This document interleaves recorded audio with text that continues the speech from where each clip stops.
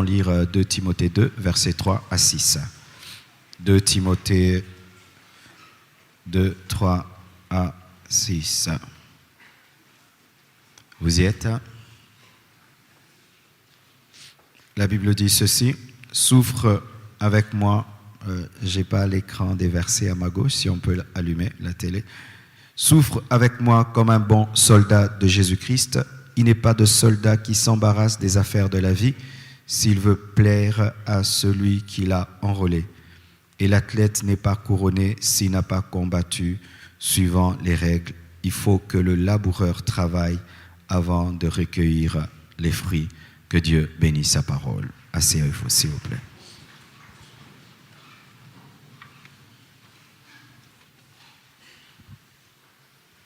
Aujourd'hui, je vais parler de la vision qui sanctifie. Si tu veux te sanctifier, il faut que tu aies une vision qui te passionne. Une vision pour laquelle tu es prêt à payer le prix du sacrifice ultime. Une vision pour laquelle tu es prêt à donner ta vie. Un jour, Mike Murdock est venu, Miles Monroe est venu à Kinshasa. Il a dit quelque chose qui m'avait touché. Il a dit, ton emploi, c'est ce qui te donne le salaire, mais ta vocation, c'est ce pourquoi tu es prêt à mourir. Et il a posé la question au pasteur ce jour-là. Il a dit, être pasteur pour toi, c'est un emploi ou une vocation. Quand tu dis avoir une vocation, tu es prêt à mourir pour cette vocation. Mais quand tu dis que tu as un emploi, c'est quelque chose qui te donne un salaire. Et souvent, ce sont les personnes qui ont des vocations qui restent concentrées, focus, jusqu'à la fin de leur vie. Parce que ces personnes sont prêtes à donner leur propre vie pour leur vision et pour leurs rêves. Il y a des hommes qui ont comme rêve gravir les sommets les plus hauts de la terre. Ils vont sur le Kilimandjaro, ils vont sur l'Everest, rien que ça. Il ne vit que pour ça. Tu peux le prendre pour un fou, mais il est heureux en gravissant les plus grandes montagnes de la terre. Il y a un Français, lui, ce qu'il cherche à faire, c'est escalader les tours les plus hautes de la terre, avec ou sans permission. Il vit pour ça. Et pour ça, il est prêt à mourir. Et il le fait sans sécurité. Et on lui dit, pourquoi tu fais ça? Il dit, c'est ma passion. D'autres, ils ont la passion de vouloir dompter des tigres. Et il sait qu'il peut mourir en cherchant à dompter les tigres, mais il fait ça. Il est prêt à mourir. C'est vrai qu'il y a des passions dangereuses et des passions inutiles. Mais quand il y a une passion divine en toi, mon frère, cette passion te gardera dans la sainteté. Mike Murdock, un jour, a écrit, il a dit que lorsque tu vois un homme perdre la concentration et la consécration, sache qu'il a perdu une vision.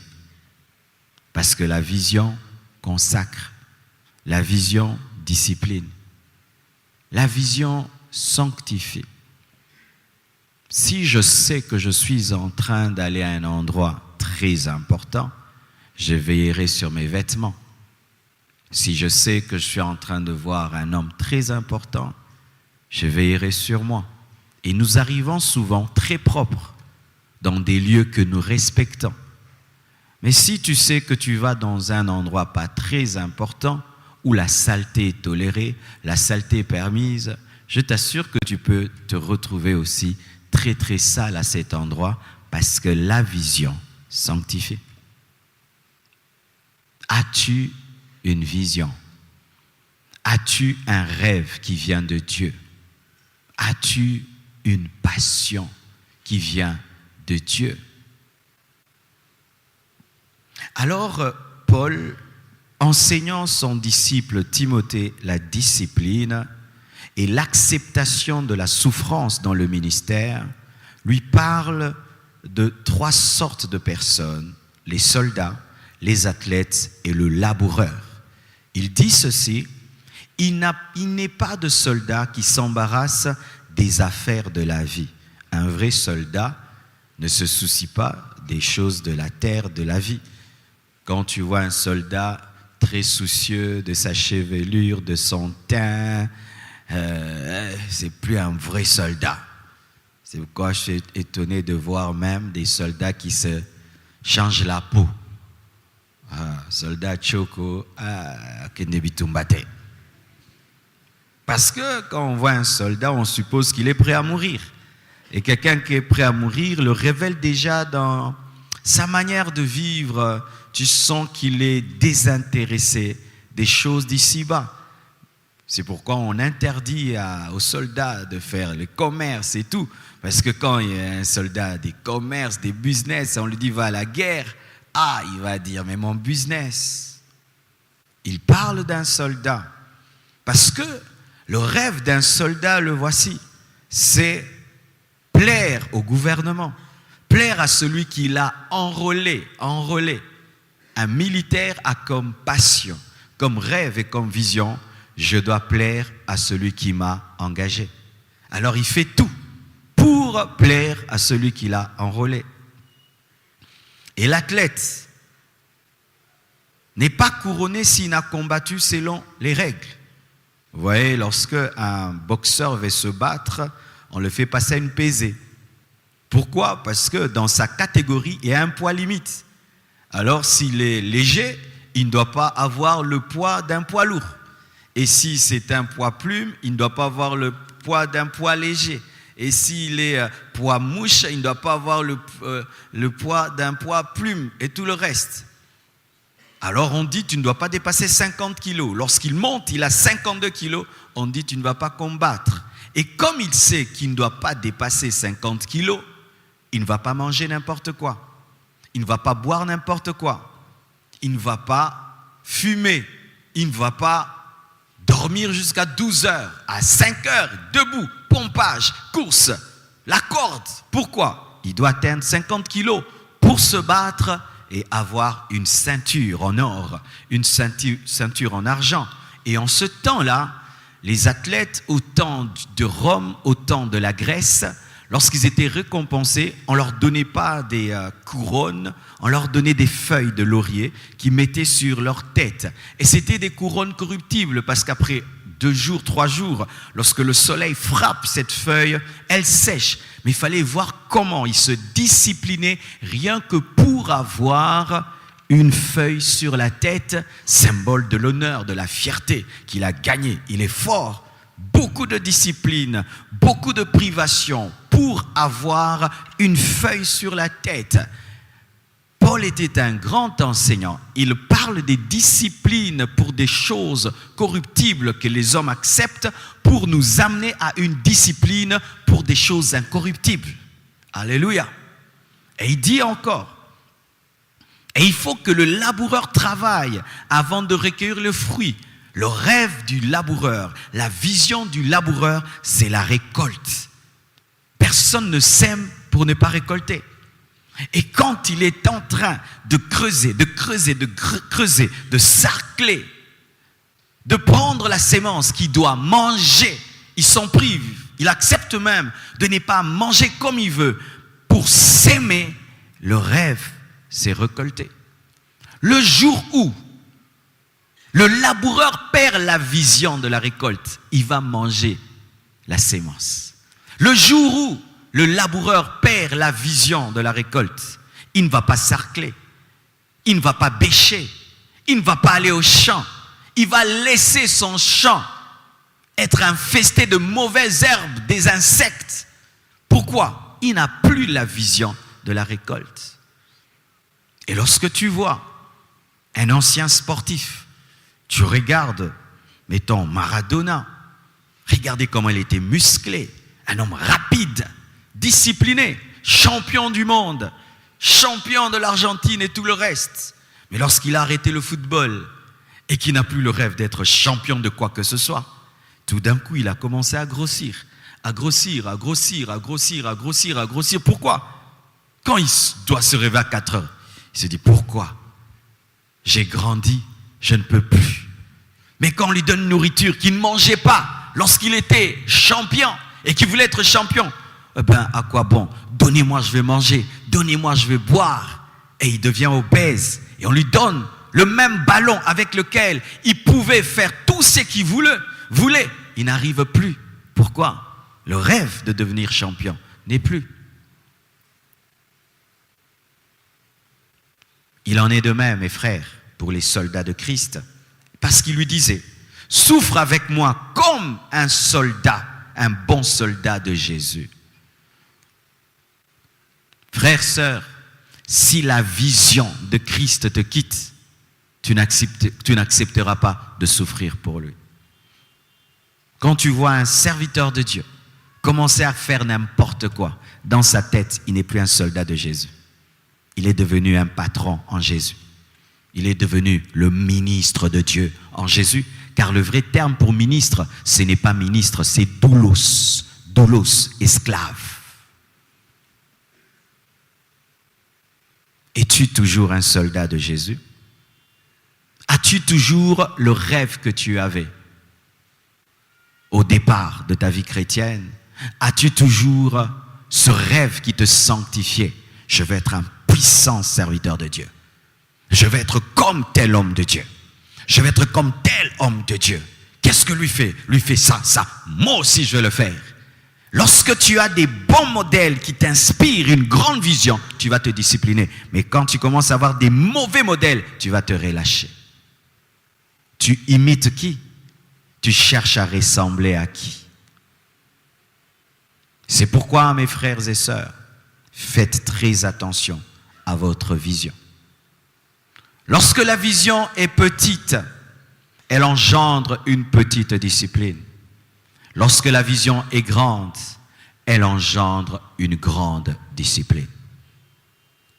Celui qui veut être astronaute ne s'impose pas la même discipline qu'un pilote de l'air.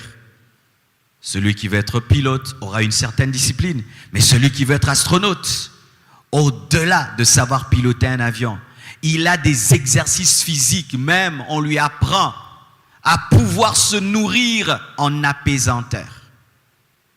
Quelle est la hauteur de ta vision?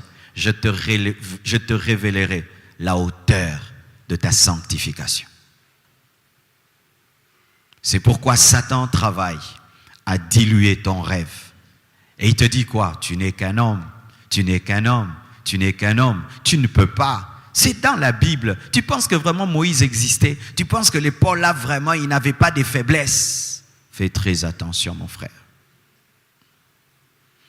Proverbe 29, verset 18 dit ceci. Quand il n'y a pas de révélation, le peuple est sans frein. Heureux s'il observe la loi.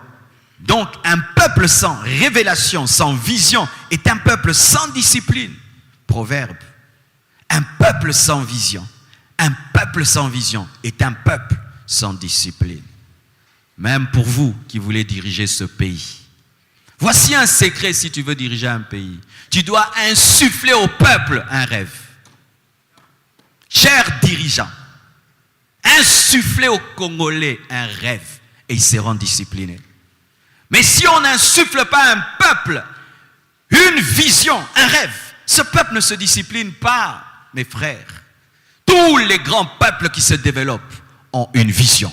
Nous devons devenir le plus grand pays du monde. Nous devons devenir ceci. Et tout le peuple, insufflé par ce rêve, se discipline. Mais si on se réveille et on dort, on se réveille et on dort sans un rêve, nous échouerons, mes frères.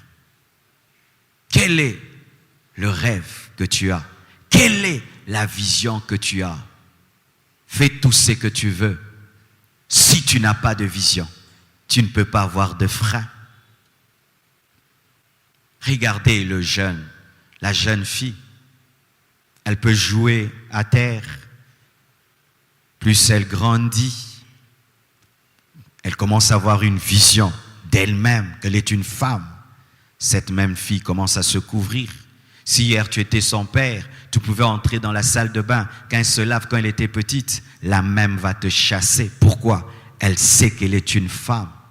Et quand un homme vient lui dire « je veux t'épouser », tu vois du coup, la fille change.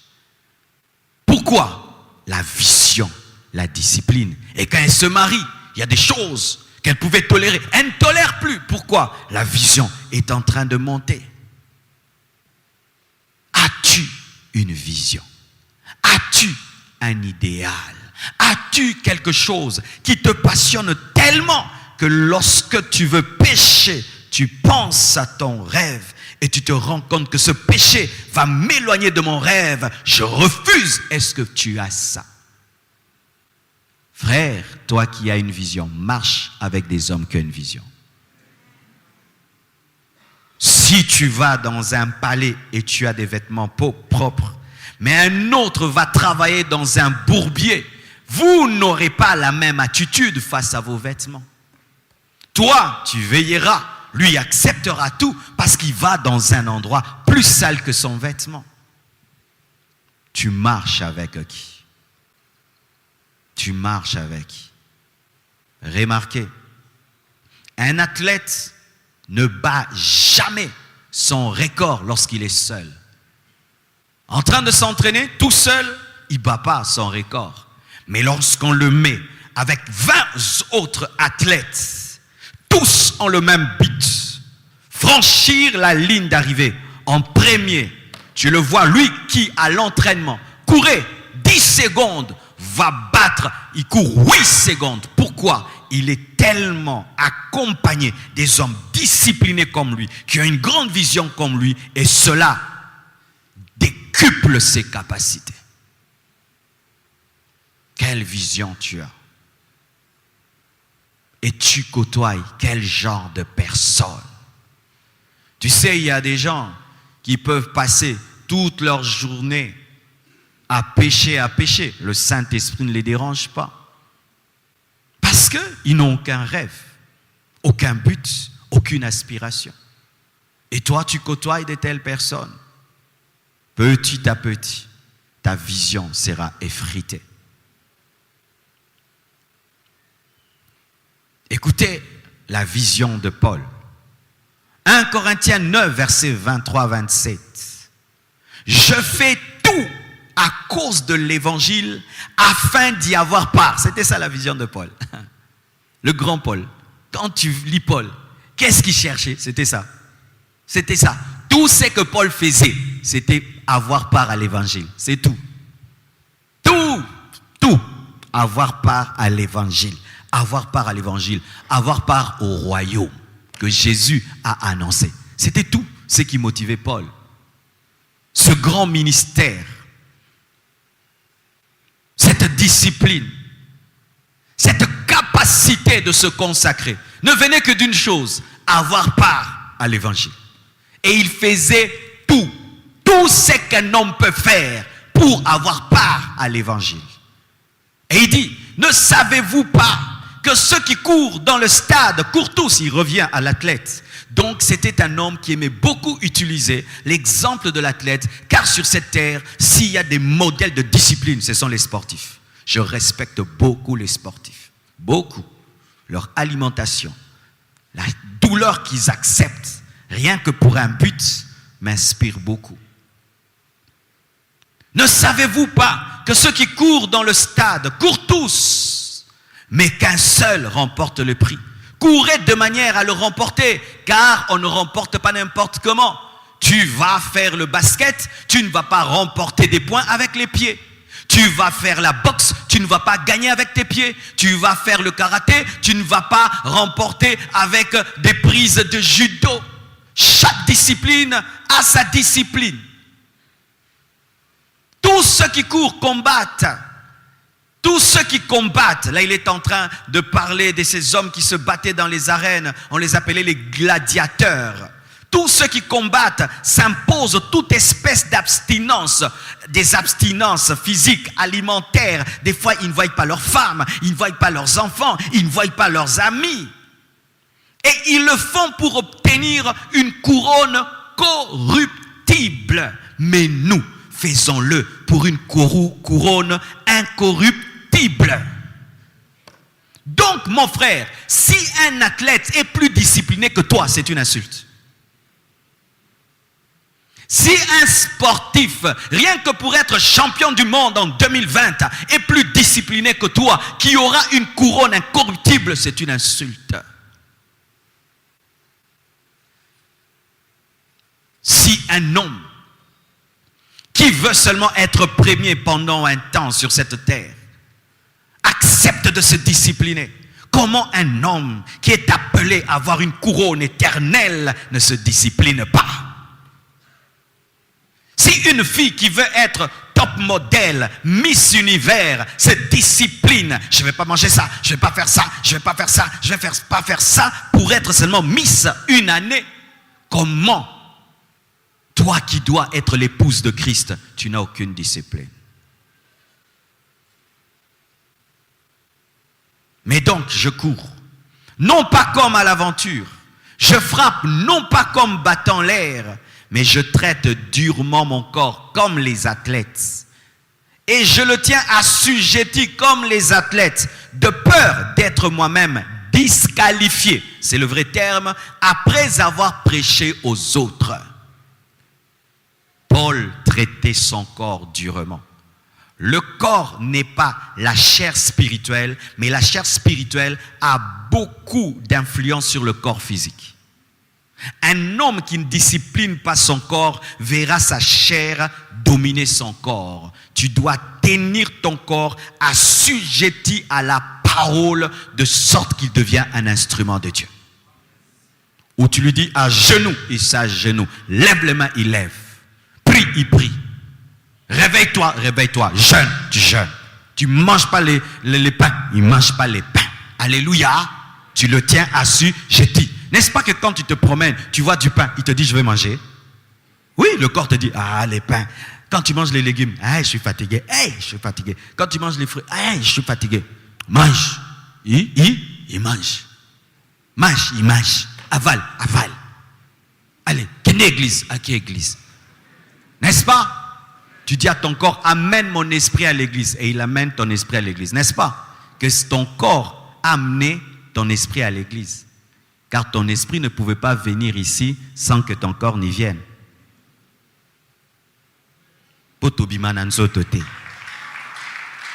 Ainsi, c'est important que de discipliner son corps parce que ton corps, c'est la voiture et ton esprit, c'est le chauffeur.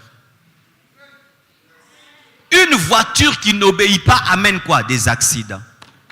À gauche, il va à droite, accident. Un corps qui n'est pas discipliné amène des accidents dans la destinée. Alléluia. On peut m'éteindre ces deux lampes, elles me chauffent terriblement, s'il vous plaît. Quelle est ta vision? Quel est ton rêve? Qu'est-ce qui te motive dans la vie? Où vas-tu? Quelle est ta course? Quelle est ta course? J'aimerais parler un peu aux personnes qui n'aiment pas ce qu'elles font. C'est très dangereux. Est-ce que tu aimes ce que tu fais dans la vie? Est-ce que tu aimes ce que tu fais? J'ai remarqué que les gens qui n'aiment pas ce qu'ils font ne se disciplinent pas pour ce qu'ils font. Les hommes qui, malgré eux, font une chose, ne se disciplinent pas. C'est pourquoi si un enfant n'aime pas telles études, tu le verras négliger ses études. Mais lorsque tu l'amènes dans son domaine, du coup, cet enfant qui se réveille tard pour aller à l'école, se réveille le premier et il est déjà dans la voiture parce qu'il aime. Il peut se réveiller pour une chose qu'il aime. Découvrez ce que vous aimez, mes frères. Prenez le temps de bien découvrir ce que vous aimez. Moi, j'aime parler aux gens. J'aime parler aux gens. J'aime transformer les gens par la sagesse et par l'intelligence. Je ne suis pas puni de venir ici et de m'asseoir là. J'aime ce que je fais. J'aime. Et je trouve la ressource de m'enfermer dans un bureau, de travailler, d'écrire, d'écouter des autres, de lire des livres, d'écrire, des fois même de téléphoner. Vous savez, des fois je prépare mes prédications, je téléphone des gens, on discute au téléphone. J'aime ça. C'est-à-dire que Dieu n'a pas beaucoup de travail avec moi pour me dire, Marcelo, tu dois. J'aime ça, j'aime déjà. Tu vois, quand les parents préparent des choses que vous n'aimez pas, hein, ils exhortent beaucoup à manger. Mais si c'est la pizza, il y a des exhortations. D'ailleurs, on nous calme, attendez les autres. Ta vie, c'est une pizza ou des légumes. Qui aime sa vie? Qui n'aime pas sa vie? Oh, il y a beaucoup d'hypocrites ici. Oh, il y a un temps où on n'aime pas sa vie, hein, où ta vie te dégoûte. Tu regardes vraiment ta vie, ton travail te dégoûte, là où tu étudies te dégoûte, ça te dégoûte. Alors si ce que tu fais pour l'instant te dégoûte, aime ce que tu feras. Et prépare-toi à faire ce que tu feras. Alléluia. Car ce qui est momentané est important pour ce qui est définitif. Si j'aime marcher, j'arriverai à l'école que j'aime. Ainsi, j'aime marcher. Et c'est ce que je faisais. Quand je vais à l'école, alors pour aimer la route, alors on achetait quoi? Tu achètes un beignet et des arachides. Sur le chemin, tu manges. Comme ça, tu aimes le chemin jusqu'à arriver à l'école que tu aimes. Pareil aussi, mon frère. Pour que ta vie présente que tu n'aimes pas beaucoup ne te détruise pas, crée-toi un système qui te pousse à aimer l'en attendant le temps que tu aies le définitif. Sinon, tu risques de mourir dans le désert par la manne alors que tu pouvais avoir le lait, le miel. Ne meurs pas dans le désert, Canaan t'attend. Mais en attendant, mange la manne avec joie pour que tu sois en bonne santé le temps que tu puisses arriver en Canaan. Paie les brebis de ton père avec joie le temps de paître Israël. Sois la bonne fille soumise aux sentinelles, à la sentinelle Mardoché, le temps d'être la femme du roi Assérus. En attendant, sois un bon président de la jeunesse avant d'être pasteur de l'église. Sois un bon protocolaire avant d'être celui qu'on reçoit et à qui on donne la chaise. En attendant. Amen. C'est pourquoi même à l'église, n'entre pas dans un département que tu n'aimes pas. Tu vas nous créer des problèmes. Tu n'étais pas venu à la répétition. Pourquoi? C'est toi qui dis, je vais entrer dans la chorale. Mais c'est toi aussi qu'on suspend parce que tu n'es pas venu à la répétition. Va au protocole. Tu n'aimes pas ça. Laisse les gens qui aiment chanter libres. Mais je suis étonné. Tu es choriste, tu ne viens pas répéter. Maintenant, tu veux quoi? Qu'il y ait des miracles et des répétitions en plein culte. C'est ça des fois. Tu vois quelqu'un, il est footballeur mais il n'aime pas le foot. Il aime le salaire du foot mais n'aime pas le foot. Ça c'était mon introduction. Maintenant je vais dire des choses. Ce n'est pas que j'insulte qui que ce soit. Amen, hein? Mais je dois vraiment parler. Je peux parler? Amen. Je peux? Il y a un temps, j'ai donné ces enseignements. Il y a des gens qui ont quitté l'église. Il y a d'autres qui ne venaient plus en semaine. Et ils ont commencé à me critiquer dans toute l'église. Mais je trouve que vous êtes des nouveaux, ça ira. Ok. Une deuxième chose qui amène le péché, ce n'est pas travail. Les paresseux pêchent beaucoup.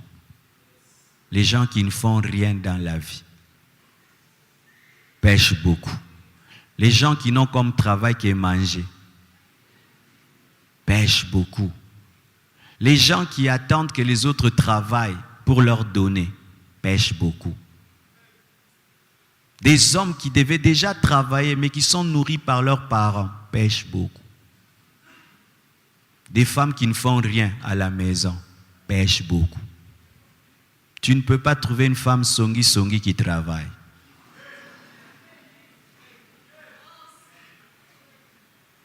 Quelqu'un qui a 40 ans, 35 ans, qui est nourri par ses parents, sans prophétie, tu es un pécheur.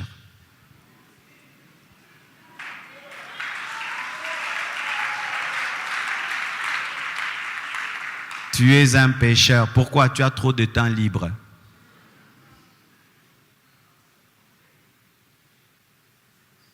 Regarde ton voisin, pose-lui la question. Comment tu gères ton temps? Dis-lui de 0h à 17h, l'heure du culte, tu étais où? Tu attendais Alpha.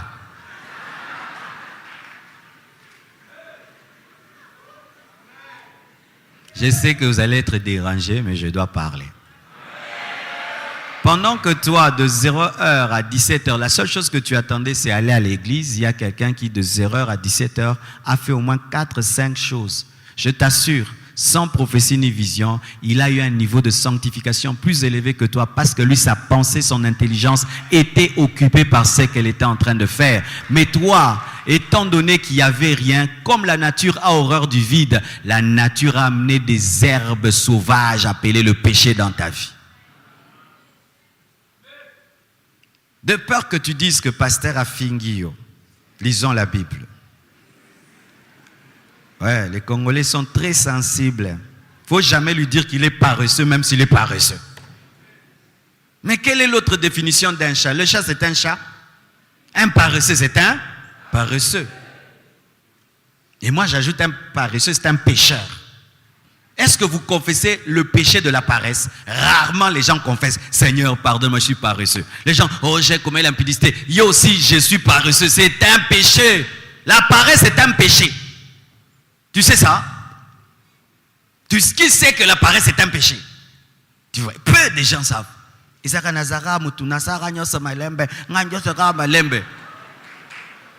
Homme caméléon. Homme tortue. Moi et ma femme, on a détecté derrière quelque chose. Quand on veut engager quelqu'un. Tu sais, quand tu veux engager quelqu'un, fais quelque chose. Assis-toi très loin. Appelle-le. Tu sauras si tu dois le virer le même jour. S'il vient, chasse-le. Mais si tu l'appelles, il vient, engage-le. Il fera les choses rapidement. J'ai remarqué que les gens même qui marchent lentement, naturellement, sont des paresseux. Oui, les gens qui marchent comme ça. Si tu appelles quelqu'un, frère, je peux avoir cette fleur, il vient comme ça. C'est un bon travailleur. Je peux avoir cette fleur.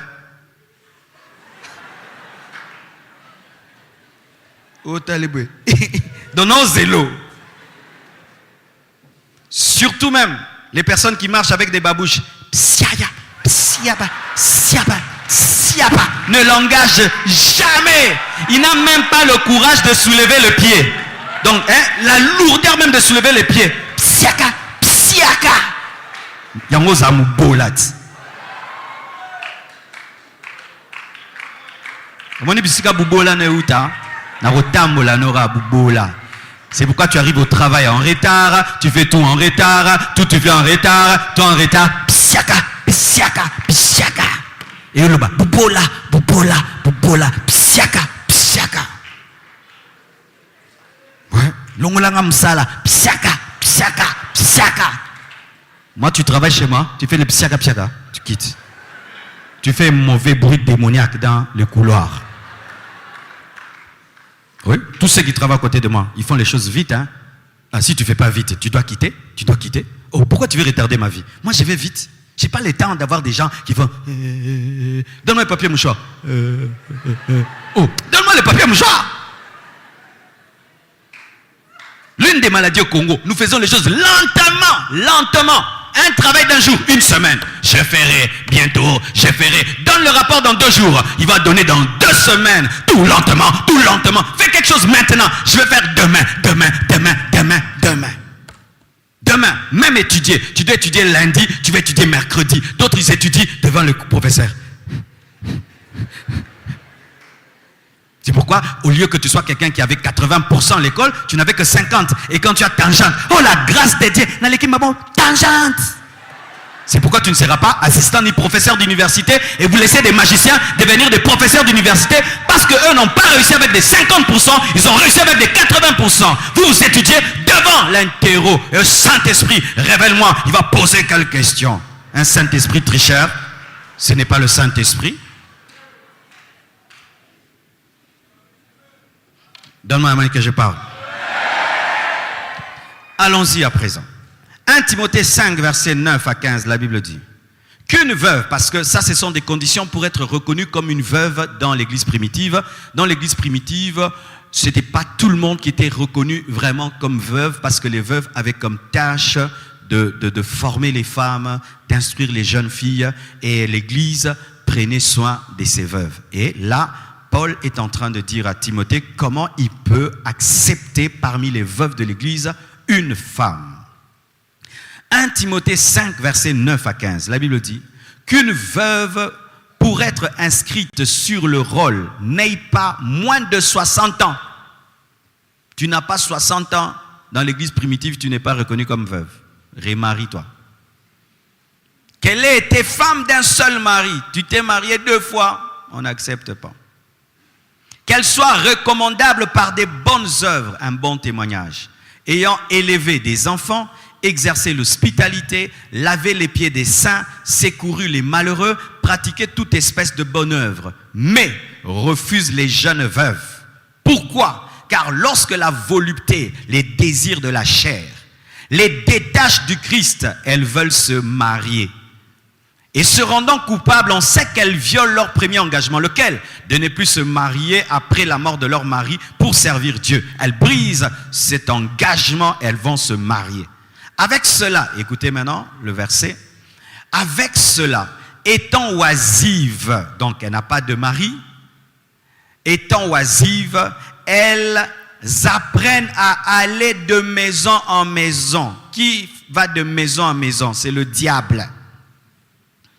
De maison en maison. Et non seulement elles sont oisives, oisive c'est dire quelqu'un qui ne fait rien, c'est ça oisive, quelqu'un qui ne fait rien. Mais encore, elles sont causeuses et intrigantes, disant ce qu'il ne faut pas dire. C'est comme si Paul connaissait les Congolaises. La Bible est toujours d'actualité, mes frères. Je veux donc que les jeunes veuves se marient, qu'elles aient des enfants. Parce qu'avoir un mari, c'est une occupation. Hein? Avoir des enfants, c'est une occupation. Qu'elles dirigent leur maison, diriger sa maison est une occupation. Qu'elles ne donnent pas à l'adversaire aucune occasion de médire, car déjà, quelques-unes se sont détournées pour suivre Satan. Pourquoi? À cause de l'oisiveté, elles ont suivi Satan.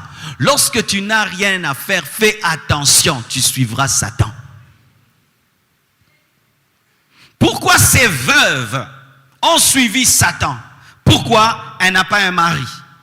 Donc, elle a du temps libre parce qu'un homme occupe une femme. 2, elle n'a pas d'enfant. Du temps libre parce que les enfants occupent une femme. Elle ne fait rien.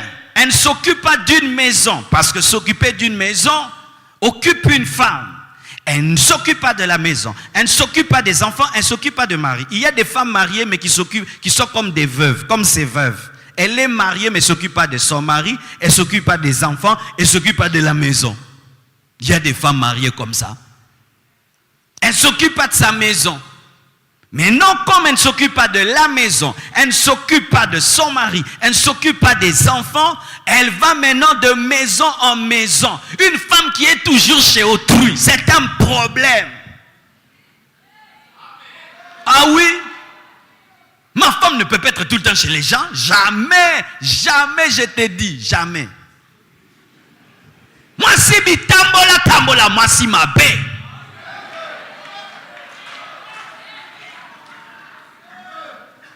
Où elle dit, aujourd'hui j'irai où? Aujourd'hui j'irai où? Reste chez toi, ta maison est sale. Regarde les murs de ta maison. Regarde en haut, il y a des toiles d'araignée. Regarde, tes habits ne sont pas repassés. Regarde, les habits des enfants ne sont pas repassés. Regarde, les habits de ton mari ne sont pas repassés. Regarde, ton congélateur, il faut le laver. Regarde ton jardin, il y a des mauvaises herbes. Regarde, parce que pour moi, je crois, mes frères, qu'une femme, rien qu'au foyer, travaille beaucoup. Quand une femme est au foyer, elle est dans les médisances tout le temps. Regardez bien, elle ne s'occupe pas de sa maison. Le temps que tu parles du mal des gens pendant 1 heure, tu pouvais arranger déjà la chambre des enfants. Le temps que tu parles de la tante pendant des heures, tu pouvais déjà arranger le salon. Le temps que tu t'occupes de ceci, tu allais arranger les cuillères, tu allais arranger la venue de tes enfants après l'école.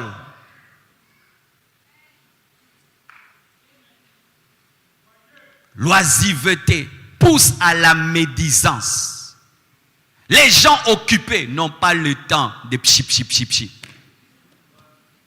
Quelqu'un qui est concentré dans son travail, il sait qu'il doit faire quelque chose et il est en train de faire quelque chose, n'a pas le temps d'être dans les calomnies, les colportages où tu viens chez moi à la maison pendant 2 heures du temps, tu viens pour qu'on cause quoi, qu'on parle des gens.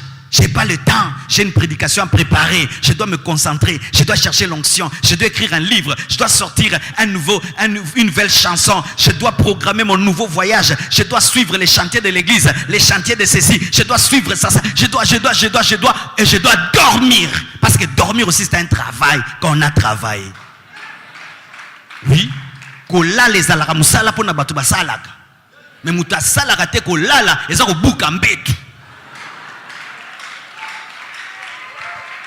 En français, dormir sans travailler, c'est casser seulement le lit. Et je vais vous donner les versets pour ça. Oui, il y a des versets pour ça. Tu sais pourquoi tu es dans les médisances, c'est parce que tu n'as pas de travail. Et les gens qui ne travaillent pas, ils font que critiquer les gens qui travaillent. Ils insultent les voitures des gens qui travaillent, les maisons des gens qui travaillent. Ils insultent même le travail des gens qui travaillent. Et vraiment, Bandeko. Oko lokate, hein? Un pousse-pousseur, quand même il passe devant chez toi, hein? Il quitte sa maison, il va, il revient, mais toi tu fous rien. Papa et maman te nourrissent comme un pigeon.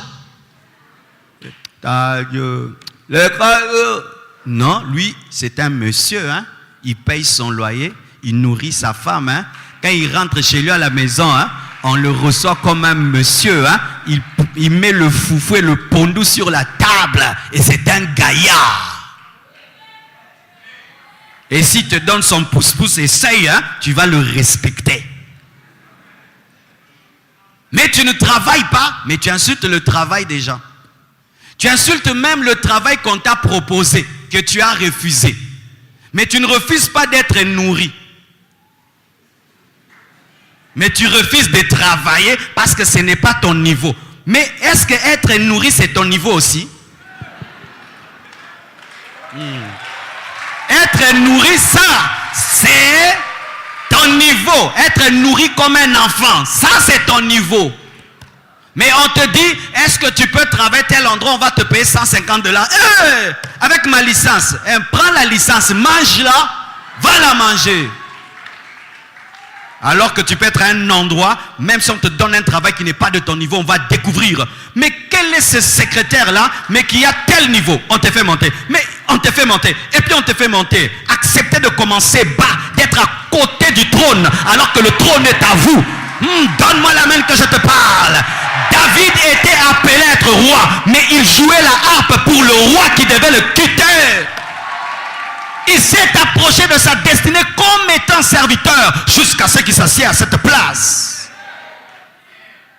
Il y a des gens qui ont commencé dans des entreprises comme des huissiers et ils sont au sommet. Mais le problème du Congo, nous aimons les bureaux.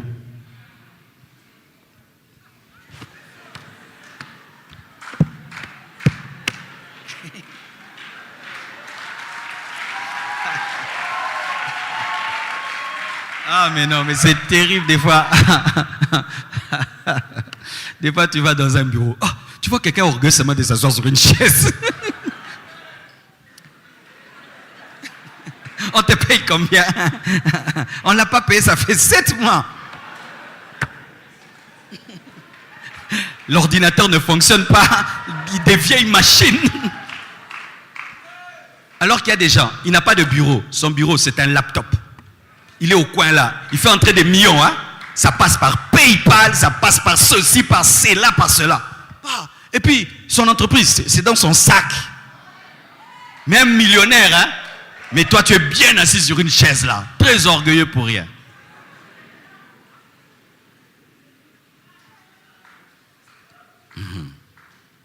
C'est ça, tu refuses des fois de travail. Mes frères et sœurs, remarque bien dans ta vie.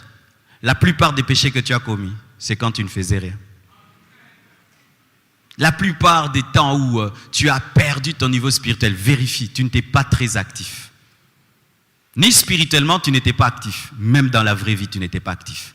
Parce que l'esprit de l'homme, lorsqu'il est captivé par une chose, il t'empêche de faire autre chose. Mais tu as laissé un vide, l'oisiveté, ne rien faire. Et Paul refusait que de telles femmes soient reconnues comme des veuves de l'Église qui vont travailler à former d'autres femmes parce qu'il savait que l'oisiveté allait les ramener dans le monde. Et plusieurs avaient suivi Satan. Disant ce qu'il ne faut pas dire. Tu sais, lorsque tu as un secret, tu es très occupé, tu ne te bats pas pour le garder. Mais quand tu as un secret, tu n'es pas occupé. Le cœur fait, si, parle, dis. Je ne vais pas dire. Dis. Tu prends le téléphone. Ah. Mais quand tu as un secret et tu es très occupé, tu le gardes. Tu oublies même que tu as un secret. Mais quand tu as un secret, tu y a toute une journée où tu ne fais rien. Non, Yepsanani. Je vais dire à qui? Pourquoi? Parce que révéler un secret te rend intéressant, n'est-ce pas? Alors ça va même arranger ta journée remplie de rien. Tu sais pourquoi même tu ne quittes pas ton lit? Parce que tu vas quitter le lit pourquoi? Tu sais pourquoi tu dors jusqu'à 10 heures? Tu dors. Réveille-toi. Pour faire quoi? Tu sais pourquoi tu dors jusqu'à 12 heures? Tu dors à 18 heures jusqu'à 10 heures. Donc tu passes toute ta vie endormi. Si tu calcules ton âge, tu as fait plus de temps endormi que debout. D'autres moitié-moitié. Ouais. Il y a des gens qui dorment 12 heures par jour. Donc, s'il a 24 ans, 12 ans de sommeil, 12 ans de vie. Comment quelqu'un qui n'est pas malade peut dormir à 20 heures, se réveiller à 10 heures? Tu aurais un problème de dos. C'est pourquoi tu as un lit qui est très creux. Les lits des paresseux sont creux, hein? Ça fait ça. Parce que ça travaille. Et tu dis que tu as des attaques démoniaques de maladies de dos. Qui a un lit creux? Et puis tu prends des briques, tu mets en bas pour soutenir.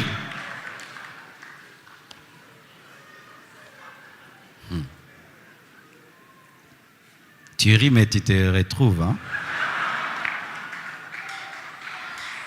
Alléluia. Mes frères, l'église, ce n'est pas seulement un endroit où on doit vous parler du ciel. C'est un endroit aussi où on doit vous réveiller sur votre vraie vie. Alors, mes frères congolais, arrêtez ce piège dans lequel l'ennemi nous a fait entrer, de dire qu'il n'y a pas de travail au Congo. Alors, c'est une raison pour nous pour rien faire. Archi faux. Archi faux. Si le pays ne te donne pas un travail, tu te donnes toi-même un travail.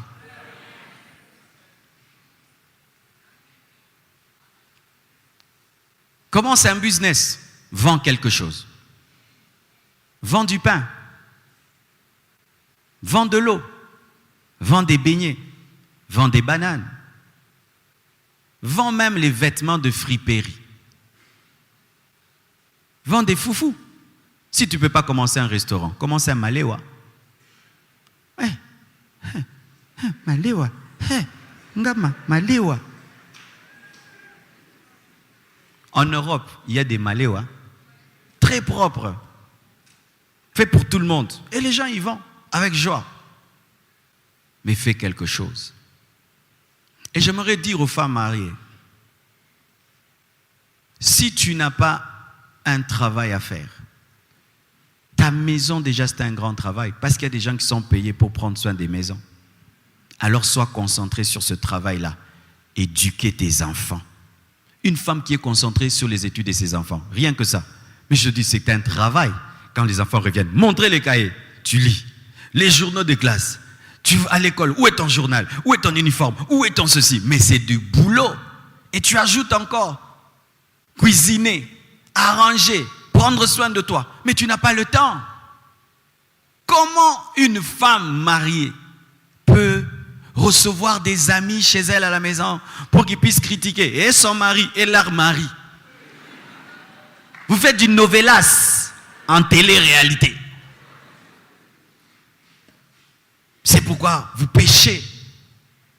Et des hommes qui ne travaillent pas font des groupes de chômeurs, sous des arbres, prenant des journaux, parlant politique.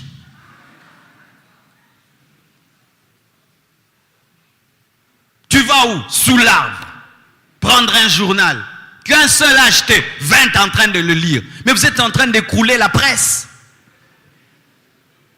Parlons politique, politique, politique, politique et politique. Et puis il rentre à la maison. Quand il va rentrer, il aura faim, n'est-ce pas? Qui va le nourrir? Celui qui est allé chercher va nourrir cet homme toujours sous des arbres.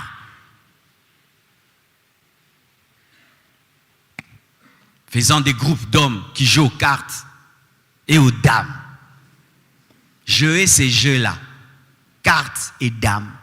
Je hais ces jeux-là. Et j'ai des 6. Yeah, yo. Et ils sont nombreux là. Et puis les fiers. Moi, ça champion à quartier. Si ça te donnait l'argent, ça va. Mais tu es champion pour champion. Nintendo. Mais il a 30 ans. 30 ans, Nintendo. Tu commences ta journée. Nintendo. Ou Sega ou je ne sais pas quoi. Jouant toujours. Et puis quand tu as faim, je prie que ton petit frère là ait l'appétit, qui mange tout le temps ton pain, qui mange tout le temps. Et chers parents, quand un enfant grandit, bah côté là que bilora bongote, bino boliaka bilora pa yaya na bino boliaka. Je rends grâce à Dieu pour mon père. J'aime mon père pour une chose. C'est un Congolais, mais il ne m'a pas élevé comme un Congolais. Le jour que j'ai dit, moi j'arrête tout, je n'étudie plus, je vais servir Dieu. Il m'a écouté, il m'a pris à la lettre. Ah, tu arrêtes tout pour servir Dieu. Ok. Alors, j'arrête tout pour servir Dieu. Il me voit, église, il me voit. Et puis je prends la télécommande, il dit, non, donne la télécommande. Que ton Dieu là, qui t'a fait tout arrêter, qui t'achète la télécommande, donne. Et puis il a dit, oui, viens en raison.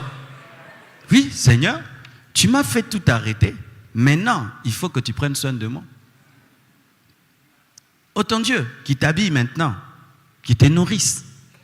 Parce que moi, je t'ai payé les études, que tu termines les études, et puis tu deviens un homme, tu travailles, tu prends soin de toi. Comme toi, tu trouves qu'il y a un autre chemin, que ces chemins-là prennent soin de toi. Pourquoi je vais me fâcher? Comme des gens, ils se fâchent. Toi-même, tu as arrêté les études, toi-même. Maintenant, tu es fâché contre ton père qui n'entre pas dans ta vision. Oh, mais il a raison. Pourquoi tu veux qu'il entre, qu'il nourrisse un homme qui a arrêté les études?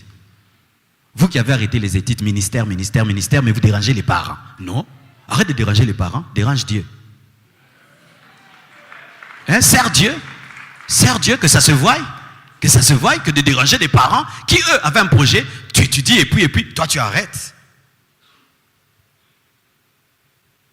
Et même, quand vous dites que vous avez l'appel de Dieu, faites attention, que ce ne soit pas la paresse cachée.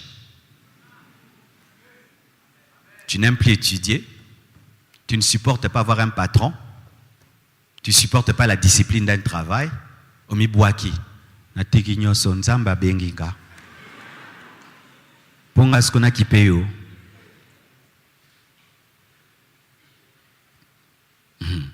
Totonga. Oui, mon frère. Si tu es un paresseux caché derrière le ministère, tu vas pécher. C'est vous qui amenez la rébellion dans l'église. Quand le pasteur devient bien comme ça, tu vois ma voiture, ma maison, tu commences à créer, et nous? Oh, et nous quoi? Et nous quoi? Tu étais avec moi quand j'ai là mon bel acheter les bancs? Tu étais là. Tu étais là quand je prêchais avec un tam-tam. Tu étais là. Tu étais là quand je prêchais sous le soleil, je devenais rouge. Tu n'étais pas là. C'est mon temps de récolter. Les laboureurs a sémé, maintenant ils récoltent. Ah oui? Frère, si ton appel au ministère est une paresse, tu seras un rebelle, tu seras un pécheur, tu seras un envieux. Tu seras des gens qui disent qu'ils ont l'appel, qui attaquent seulement les gens qui sont élevés. Magicien, sorcier, franc-maçon. Pourquoi? Jalousie. Regardez bien tous ces hommes de Dieu qui passent sur Internet en train d'insulter les hommes de Dieu, d'autres. Ils ont échoué dans le ministère. Rarement tu verras un homme de Dieu avec un ministère qui prospère passer son temps sur Internet, dire tel est magicien, tel est ceci. Mais regardez bien, il a 3 personnes, c'est pourquoi il est jaloux des autres. Magie. Et quand Dieu t'appelle, si ton ministère ne te prend pas tout le temps, fais quelque chose. Encore un secret que je vous donne. On arrête tout lorsque tu arrives à une phase où le ministère te prend tout le temps, que tu dois t'y consacrer à 100% pour qu'il réussisse. Mais si, pour l'instant, tu as un appel, mais c'est moi qui suis ici à plein temps, rien ne t'empêche de travailler, rien ne t'empêche de faire les affaires. Parce que si tu fais les affaires, ça va toucher l'église Compassion quelque chose. Si Marco fait les affaires, ça touche l'église. Si Franck va travailler, ça touche l'église. Si Donna, tu travailles, ça va nous toucher. Maintenant, si maintenant tu dis, moi je suis Donna, j'arrête tout, je suis à plein temps à la Compassion. Tu vas souffrir, n'est-ce pas? Parce que est-ce qu'on a besoin que tu sois à plein temps? Samuel, j'ai besoin que tu sois à plein temps. Maintenant, tu as plein temps sans qu'on ait besoin que tu sois à plein temps. Eh, heureux vous qui avez un pasteur qui vous dit la vérité.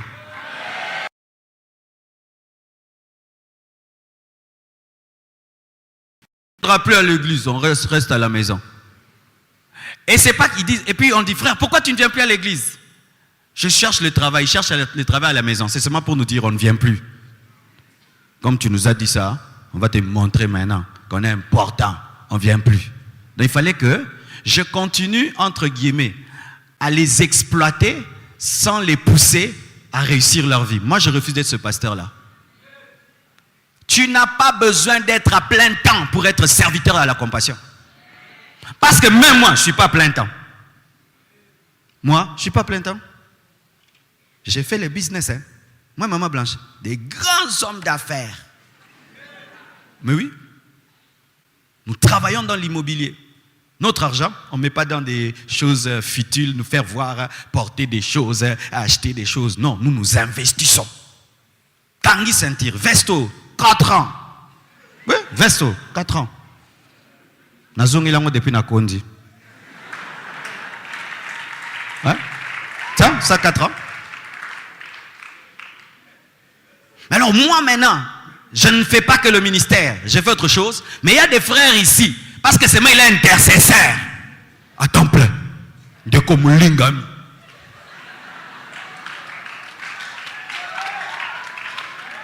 De Komulingami, Okokufa Mobola. Frère, tu mourras pauvre au nom du zèle. Tu es choriste et tu as plein temps. Nous on a besoin de choristes à plein temps. Je n'ai besoin de personne à plein temps à la Compassion. De personne. Parce que moi-même, je ne suis pas à plein temps. Sauf si l'église t'engage. Et là, tu deviens travailleur à l'église. Et là, quand tu travailles à l'église, tu travailles comme on travaille à DGRK. On te signe avec toi un contrat, 8h à 16h. Tu viens à 8h jusqu'à 16h, on te paye. Là, oui, tu peux faire ça. Mais pour faire ça, nous, on doit venir te dire, nous avons besoin d'engager quelqu'un à telle tâche. Et puis, on dit ça, oui. Mais on ne t'a pas dit ça. Toi-même, tu te l'as dit. Et tu tombes maintenant dans des fausses espérances. Tu vas pécher.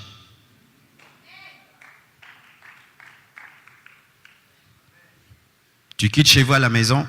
Tu dors tous les jours ici à l'église. Tous les jours. Tu es tout le temps à l'église. Même nous, on n'est pas au courant. Et on te pose la question, tu fais quoi dans la vie? Moi, je suis à plein temps la compassion. C'est pourquoi tu pêches beaucoup. Parce que ne rien faire fait pécher. Regardez ceci, mes frères. Paul dit dans 2 Thessaloniciens 3, versets 10 à 12. Lorsque nous étions chez vous, nous vous disions expressement, si quelqu'un ne veut pas travailler, il y a des gens qui n'aiment pas travailler, mais ils aiment manger. Ils aiment que les autres travaillent pour qu'eux mangent. Ils aiment que les autres souffrent pour qu'eux vivent sans souffrance. Que les autres transpirent, souffrent. Mais lui, il ne souffre pas. Mais il a une bonne vie. C'est honteux, hein? Car lorsque nous étions chez vous, nous vous disions expressement, si quelqu'un ne veut pas travailler, qu'il ne mange pas non plus. Tu refuses de travailler, ferme la bouche, ne mange pas.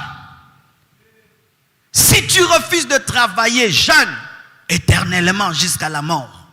C'est ce que Paul dit. À un certain âge, et ça concerne les majeurs, les personnes qui sont déjà à l'âge de travailler. Nous apprenons cependant qu'il y a parmi vous quelques-uns qui vivent dans le désordre. Et qu'est-ce que le désordre pour Paul? Ce n'est pas la débauche, ce n'est pas l'impudicité, l'adultère. Non, non, non, non, non. Qui ne travaille pas, c'est ça la définition du désordre pour Paul, ne pas travailler. Refuser de travailler pour Paul, c'est vivre dans le désordre. Qui ne travaille pas, mais qui s'occupe des futilités. Il refuse de s'occuper des choses utiles, mais il s'occupe des futilités. L'énergie qu'il doit mettre dans un travail, il met ce travail, cette énergie dans les futilités. Il ne veut pas les travailler, mais il a le temps de critiquer. Il ne veut pas les travailler, il a le temps pour médire. Il n'a pas le temps de travailler, mais il peut se déplacer d'un endroit. Il va jusque dans le terrain de foot pour crier « Wow, why, wow, why ?» Regardez tous ces chômeurs qui sortent du stade des martyrs après un match. Les mêmes, si tu lui dis, commence à aller au stade des martyrs pour tondre la pelouse, on va te donner $100, il va refuser. Moi, je deviens quoi? Jardinier, tondeur des pelouses, hein? Ah, bah, faux boulot. Mais il va quitter Massina à pied jusqu'au stade des martyrs. Péba poli et il perd. Et il a donné son argent. Et il rentre encore à pied, promettant de revenir encore. Et il s'appelle supporters. Toi, tu fais quoi dans la vie? Je suis supporter. Oh Dieu, sauve notre pays. Un pays où, ici, il y a un bar, une télé, bar, télé, bar, télé. Et les gens en train de boire.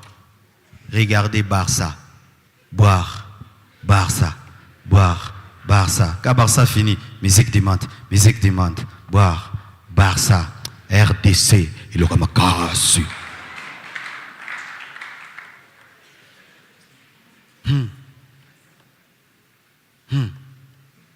Frère, comment occupes-tu ta journée? Car si tu n'as pas un travail, étudie. Si même tu n'as pas l'argent pour étudier, lis des livres. Oui, prends des livres. Si tu n'as pas l'argent pour aller à l'école, prends des livres, lis. Comme ça, tu auras l'intelligence, parce que l'intelligence n'attend pas une licence. Parce que quand on parle là, est-ce que c'est la licence qui parle? C'est les choses que je connais qui parlent. Oh, moi je n'étudie pas. Papa ne m'envoie pas à l'école. Mais les livres vont t'envoyer à l'école, même si tu n'auras pas un diplôme. Mais la matière, je vous dis la vérité, pour moi vraiment, quelqu'un qui a un diplôme ici, un diplôme, mais il n'y a rien dedans. Quelqu'un qui n'a pas de diplôme, il y a quelque chose dedans. J'ai choisi celui qui a quelque chose dedans. Ça, c'est moi. Tu te tiens debout ici. Et je suis licencié en. L'autre, il dit, je suis licencié en rien. Vous parlez. Je te donne un travail, je lui donne un travail. Il fait le travail mieux que toi. Et il est plus intelligent que toi. Il connaît plus que toi. Je prends celui qui n'a pas de diplôme. C'est comme ça que les États-Unis fonctionnent. Au point même des gens sans diplôme viennent donner cours à l'université.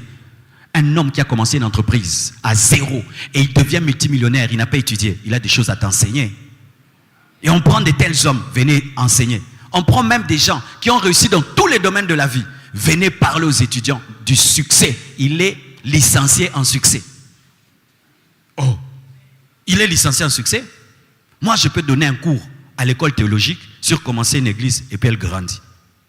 Je peux. Même si je ne parle pas hébreu ou grec, j'ai des choses à dire. Mais il y a des professeurs de théologie, ils parlent de la croissance, il a des personnes. Est-ce que lui peut parler de la croissance? Maintenant, si tu n'as pas les moyens d'étudier, lis, va lire, va lire. Travaille, toi, occupe-toi. Cherche un emploi. Car même le fait d'être en train de chercher un travail occupe aussi. Tu fais quoi? Je cherche un travail. Ça va faire 5 heures. Tu sors, tu pars, tu vas à tel endroit, à tel, tu déposes, tu rentres, on te promet, tu reviens encore. Ça t'occupe, ça t'occupe. Mais ne sois pas quelqu'un. Tu n'étudies pas, tu ne cherches pas le travail, tu ne cherches pas l'emploi, tu ne fais rien, tu attends seulement. Tu te réveilles, tu attends.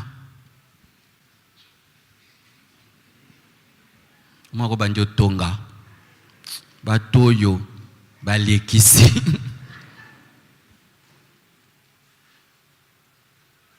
Regardez. David reste à la maison, il ne fait rien. Joab va à la guerre. Qui a péché? Joab qui est allé à la guerre n'a pas péché. C'est David qui est resté à la maison, oisif, parce que ce n'était pas le temps de se reposer. La Bible dit c'était le temps où on va en guerre. Ce n'était pas le temps de se reposer. Lui qui reste à la maison tombe, Joab n'est pas tombé. Celui qui ne s'est pas occupé est tombé dans l'adultère. Celui qui était à la guerre, qui était préoccupé par sa vie et par la victoire d'Israël, n'a pas eu le temps de pécher. La nature a horreur du vide. Prends une maison, laisse-la vide. Reviens dans 4 ans, tu vas trouver des choses dans cette maison. Tu vas trouver des rats, des cafards, des choses verdâtres. Tu vas trouver des herbes sauvages parce que la nature a horreur du vide. Et souvent la nature ne remplace pas le vide par des bonnes choses. Elle remplace le vide que par des mauvaises choses.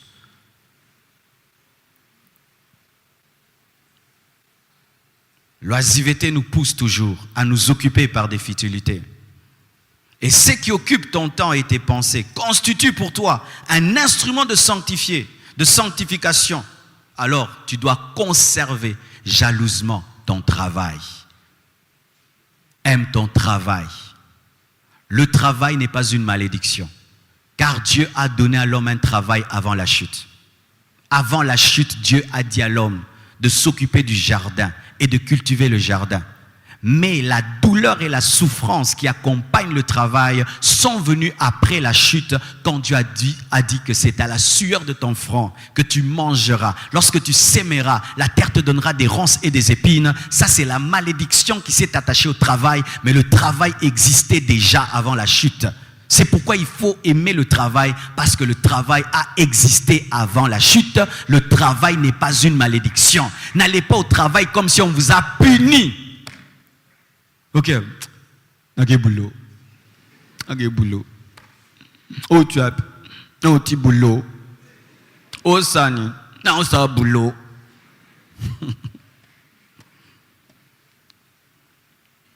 Jean Lavandier, non, lui il est terrible. Il aime son travail de repasser, de laver les habits. Mais tu ne peux pas croire. Si seulement tu commences, il peut te parler des heures et des heures. Tu vois, il est heureux. Des fois même, tu dis, mais rentre chez toi. Il est là. Il aime son travail. Il y restera. Il se sanctifiera. Parce que le temps qu'il passe au travail, il n'a pas le temps de courir les femmes. N'est-ce pas que tu es tombé dans le péché le jour qu'on t'a chassé du travail? Parce que tu étais maintenant très occupé, tu étais maintenant très disponible. Garde jalousement ton travail. Peut-être que tu n'as jamais compris, mais ton travail t'aide beaucoup dans ta sanctification. Alors, des fois, Ne regarde pas toujours le salaire. Regarde la bénédiction spirituelle qui est attachée à ton travail. Ça garde tes pensées. Et ça fait que tu as tellement dépensé ton énergie dans le travail que quand tu rentres, tu es tellement fatigué. Même si on veut t'amener dans le péché, tu es fatigué. Tonga, makasi otonga esatin. Et s'il est déjà msala.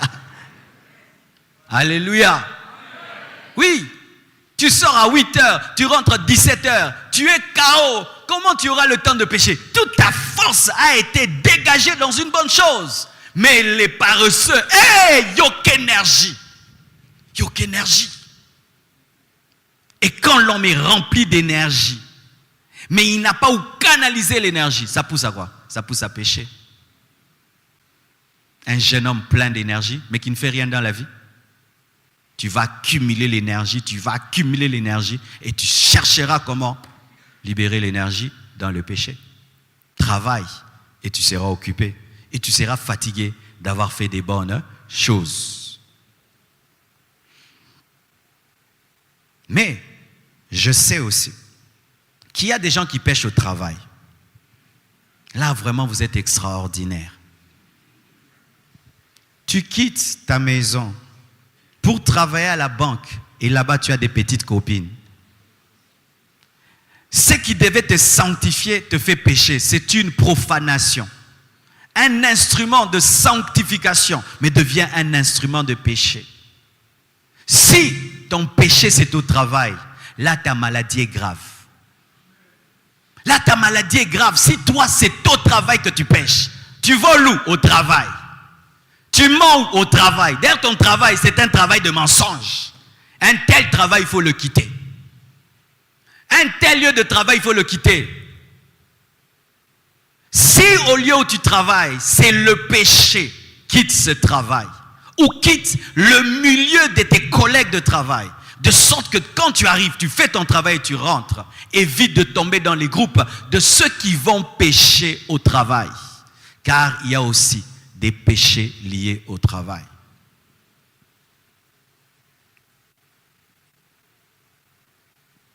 Matthieu 25, versets 26 à 27 nous révèle que la paresse rend méchant.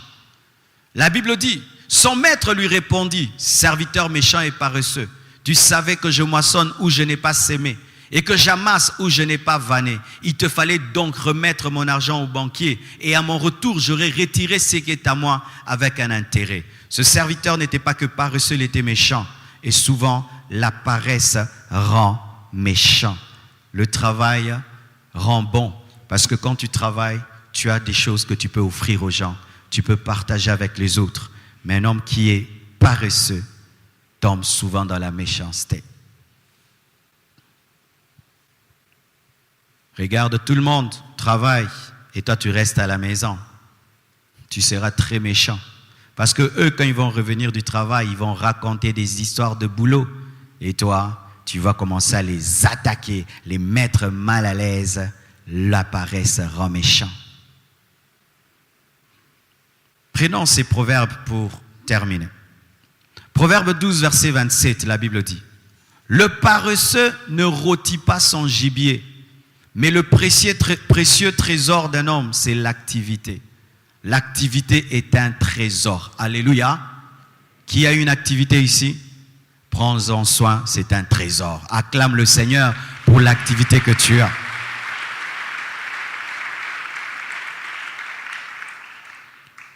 Proverbe 15, verset 19, la Bible dit, « Le chemin du paresseux est comme une haie d'épines, mais le sentier des hommes droits est aplani. » Le chemin du paresseux le blesse, une haie d'épines.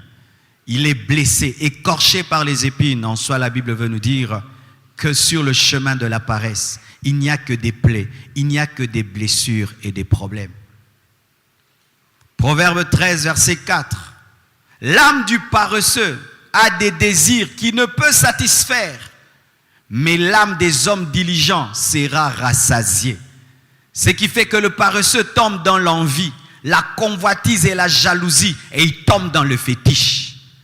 Les travailleurs ne touchent pas au fétiche.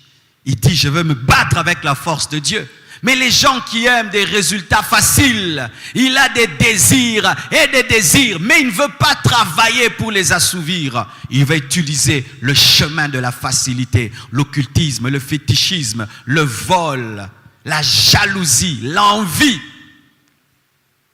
Je ne peux envier un homme qui travaille plus que moi. C'est être fou. Il bosse plus que moi. Comment je peux envier quelqu'un? Je vois qu'il travaille plus que moi. Il est plus discipliné que moi. Pendant que moi j'étais distrait, lui il étudiait. Alléluia. Pendant que moi je fuyais l'école, lui il étudiait. Pendant que tout le monde sortait à la récréation, lui il restait dans la salle pour continuer. Demain cet homme-là devient grand, moi l'envier. Pendant que tu dors, lui s'est déjà réveillé, il est au travail. Pendant que tu regardes la télévision, il est en train de chercher des choses. Pendant que tu es en train de regarder le 3e film, lui il est en train, et cet homme-là, tu vas l'envier. Mais la paresse amène cela. Mais souvent les hommes qui travaillent respectent le succès des autres. Parce qu'un travailleur respecte le salaire d'un travailleur. Oui. Moi j'ai du respect pour tous les gens qui travaillent dur. Parce que je sais c'est quoi travailler dur. Quand un homme bosse, tu sens que cet homme bosse. Il aime ce qu'il fait. Et il le fait de tout son cœur. J'apprécie de tels hommes. Et quand ils deviennent grands, c'est un plaisir pour moi. Je sais que je serai comme eux. Je n'ai pas le temps de les critiquer, de les envier, de les jalouser. Je suis heureux. Parce qu'ils sont la révélation de mon futur.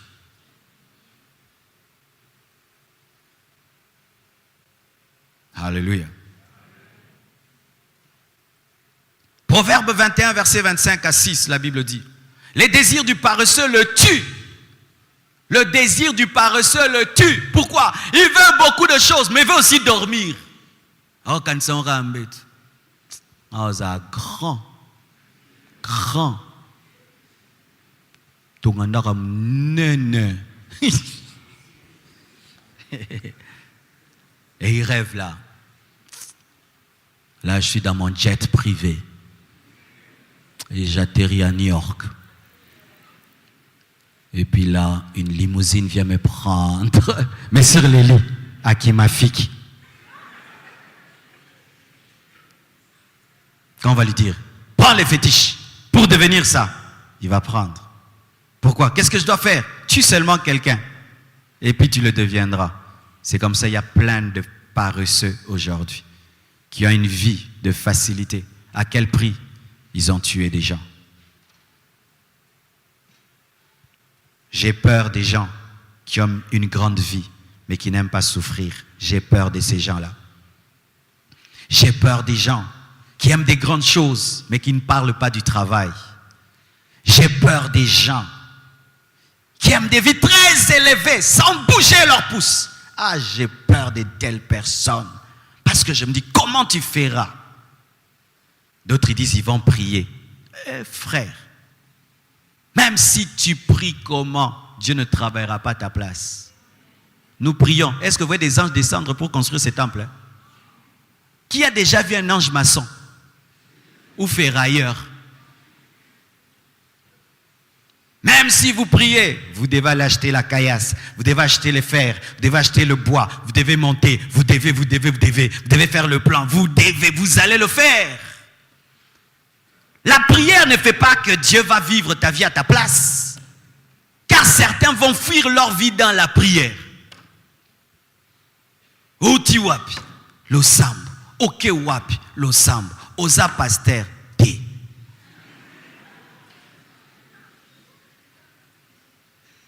Moi, je veux des fidèles. Il vient soit du travail et il vient à l'église. Soit de l'école, il vient à l'église. Soit d'une formation et il vient à l'église.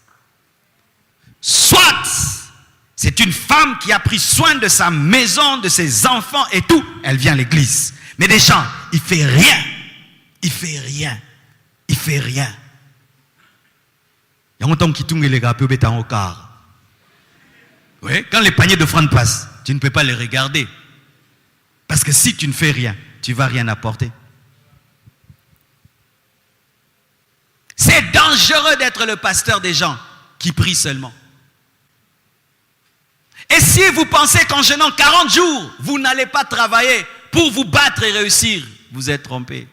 Le travail vous attend. Vous devez bosser et transpirer.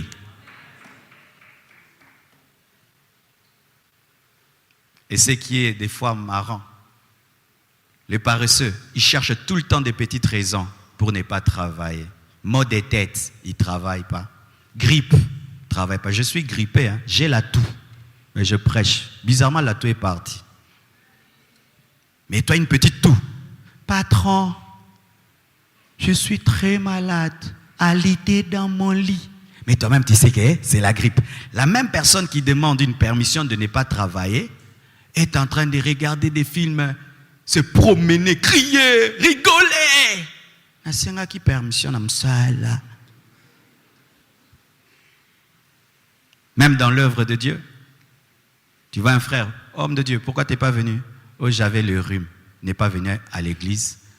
Mais il est collaborateur, il a un petit mot de tête, il s'excuse. Un petit mot de ventre, il s'excuse. Mais s'il doit aller en Europe, il ira avec les mots de ventre. Et si on dit, tu as les mots de ventre, tu iras demain. Papa, poteau. Mais pour le travail, j'ai des mots de tête. Mais même si tu as des mots de tête, tu vas monter dans l'avion pour aller voir seulement la Tour Eiffel.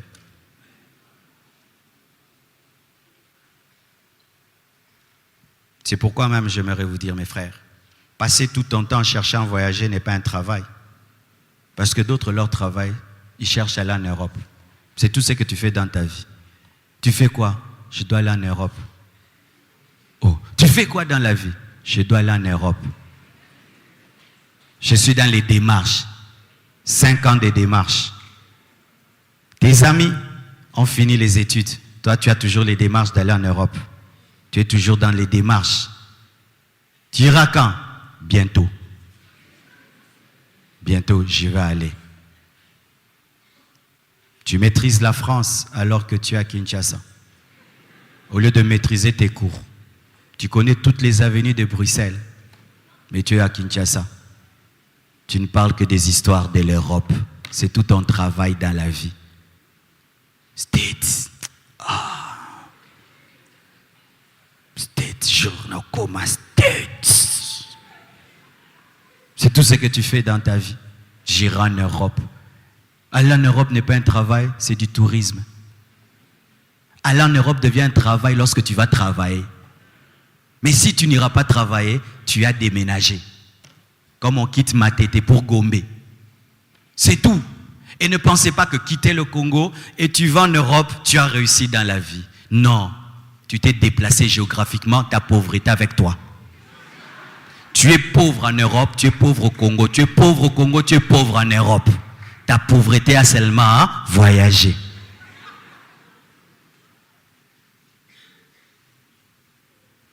Nakomi, mais Kili, Nakomi. Et puis, oh, Nakomi. Et tu penses quand tu vas arriver, on donne des paquets d'argent à l'aéroport, même des pommes on ne donne pas. C'est pourquoi quand vous arrivez, vous êtes réveillé. Tu débarques chez ton ami ou ta soeur. Tu fais seulement 3 jours. Elle te dit, tu dois contribuer au déjeuner. Toi, tu penses que c'est en Afrique, on mange. Là-bas, on mange pas. Tu dois contribuer à l'eau et à l'électricité. Et tu utilises trop le chauffage. Et quand est-ce que tu vas quitter? Poto, Mikili. Tu quittes quand? Après une semaine, ton propre frère va te dire, tu quittes quand? Tu vas trouver le travail quand? Et il va te regarder. Et il va t'ajouter, je suis fatigué de te nourrir. Tu auras la blessure intérieure qui te fera du bien. Et toi, le paresseux, paresseux qui te réveille toujours à 10 heures, à 4 heures du matin, tu seras debout et tu prendras ton café en train de marcher pour ne pas rater le métro. Parce que si tu le rates, le prochain, on va te virer au travail. Et là-bas, on vire les gens en te disant, je vous en prie, s'il vous plaît, sorry.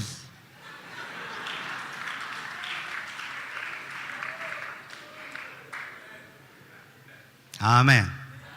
Aujourd'hui, je suis venu déborder. C'est intentionnel. Parce que la maladie est trop grave. Tu vois, il y a des maladies qui ne te quittent pas rien qu'avec une quinine. Il faut la perfusion. C'est pourquoi il faut la perfusion contre la paresse. Parce que c'est trop profond en nous. Trop profond. Il faut vraiment que ça prenne du temps, que tu comprennes qu'être paresseux est un péché. Avec cette force que tu as là, tu es pauvre. Et force. Tu n'as rien en poche. Comment quelqu'un qui est fort comme toi peut être pauvre? Viens seulement repasser les habits. Tu auras $50. Vous voyez vos pauvretés. Vos pauvretés ne sont pas des pauvretés, c'est l'orgueil et la paresse. Tu entres vraiment, monsieur, je peux repasser tes habits? Il te donne $30. Mais si on te voit en train de... Ou bois café à repasser au cancer. C'est l'autre, non, c'est l'autre.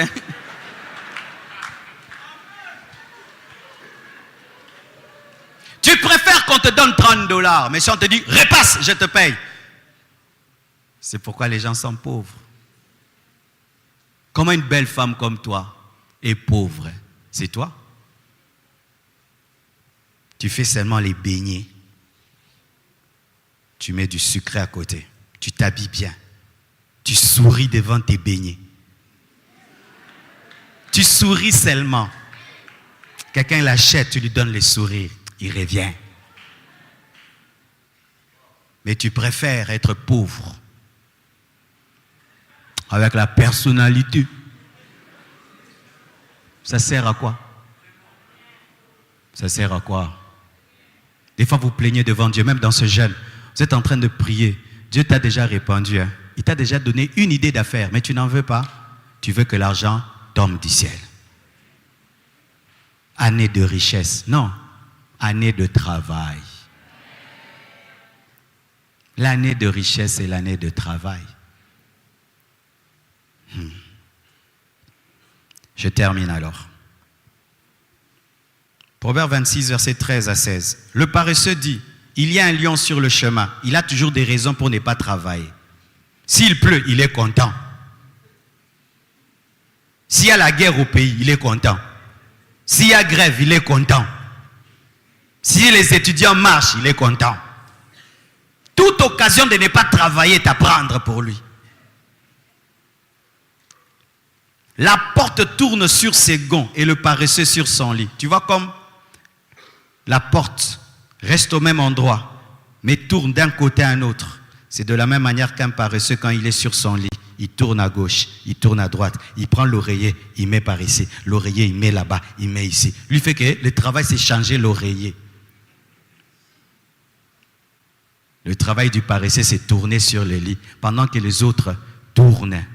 Travaille, lui tourne sur les lits. Il tourne sur les lits. L'autre travaille, transpire, lui tourne sur les lits, tourne sur les lits. Il tourne sur les lits. Et quand il va se réveiller, il veut que celui qui a travaillé le nourrisse.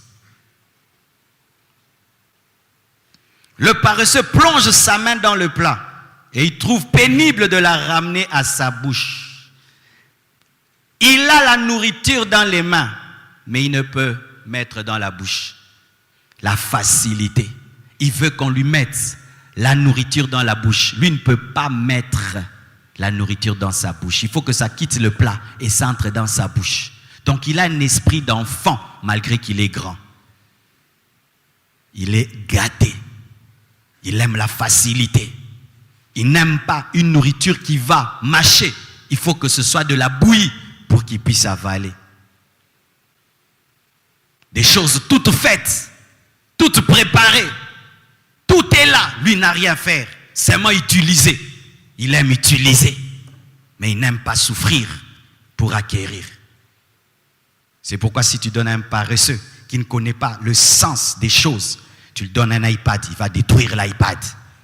Tu lui donnes une voiture, il va détruire la voiture. Tu lui donnes une maison, il va détruire la maison. Pourquoi? Il n'a pas la conscience des choses et de la souffrance.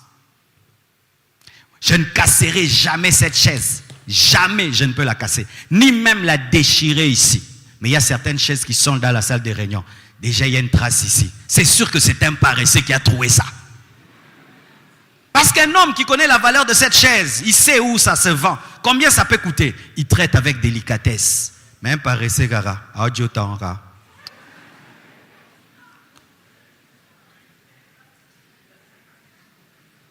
Qui abîme les biens des autres? Les paresseux. Donne à un paresseux ta voiture. Ah, même sur les pierres, 120 à l'air. Car. Mais donne à un homme qui a déjà acheté une voiture, 2 voitures. Il va rouler lentement. Il sait que les amortisseurs coûtent cher. L'essence coûte cher. Une voiture coûte cher. C'est pourquoi celui qui a, on ajoute. Celui qui n'a rien, on ne donne rien. Alléluia. Le paresseux se croit plus sage que cet homme qui répond avec bon sens. Ça, c'est terrible. Le paresseux est orgueilleux. Il pense connaître plus que les hommes sages. C'est ce qu'on avait des fois à l'école. Les autres travaillent et étudient. Lui, il ne travaille pas. Mais il dit qu'il connaît plus que ceux qui étudient. Tu sais que les derniers de la classe, souvent à l'école, pensaient qu'ils étaient les plus intelligents, mal compris. Tu corriges toujours des gens qui font plus que toi. Mais toi, tu n'as rien fait. Mais toi, tu connais toujours plus qu'eux. Frères et sœurs, voici ce que tu dois faire. Et comme il y a beaucoup de jeunes ici, et que dans notre pays, la plupart des temps, même jusqu'à un certain âge, on continue à prendre soin de toi. Réveille-toi.